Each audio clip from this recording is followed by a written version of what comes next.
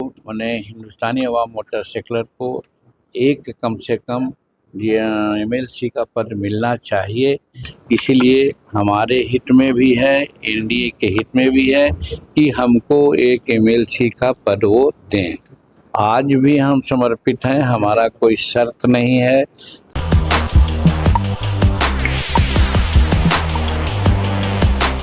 बिहार की राजनीति में फिर एक बार हलचल तेज हो चुकी है। नमस्कार, आप देख रहे हैं वॉइस अब और मैं हूं खुशबू।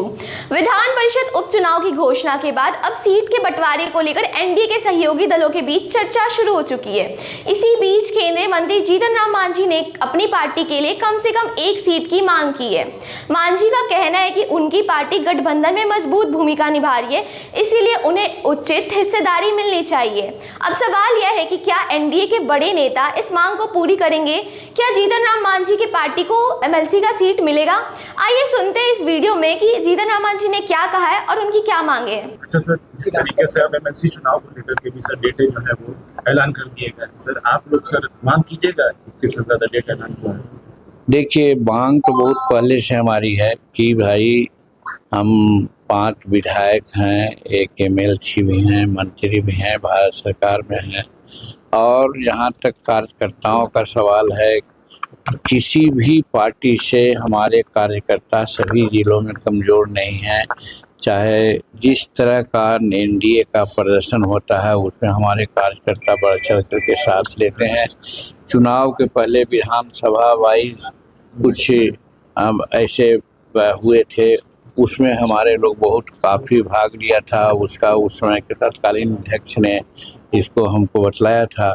उस आधार पर हमारे दिमाग में भी बनती है कि हम को मैंने हिंदुस्तानी अवाम मोटर सेकुलर को एक कम से कम एमएलसी का पद मिलना चाहिए।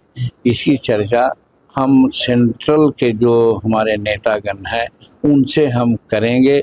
यहाँ पर हमारी कोई बात नहीं हुई।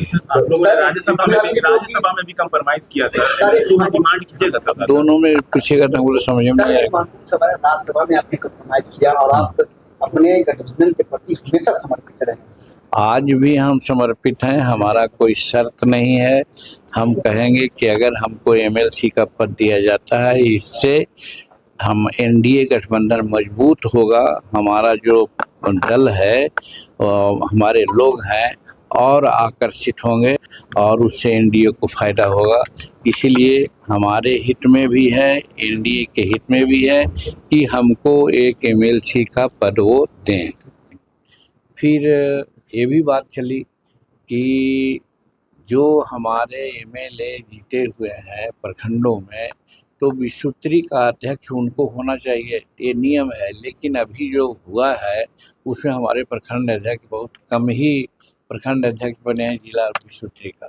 इस पर एकदम विधिवत कानून बनना चाहिए कि भाई जहाँ का एमएलए जीता हुआ है वहाँ प्रखंड का अध्यक्ष उसी को बनाना चाहिए। इस पर भी उन्होंने सहमति जाहिर की है कि ऐसा सुधार करेंगे हम लोग। तो यही सारी बातें थे जिस पर हम लोग चर्चा किया, बात किया, और हम धन्यवाद देते हैं कि सारी बातों पर सहमति जताई है और इस पर जरूर आगे कार्रवाई। अब देखना दिलचस्प होगा कि एनडीए के बड़े नेता मांझी की मांग पर क्या फैसले लेते हैं। क्या मांझी जी की पार्टी को एमएलसी सीट मिल पाती है या नहीं? ऐसी तमाम खबरों के लिए वॉइस अब से जुड़े रहें। धन्यवाद।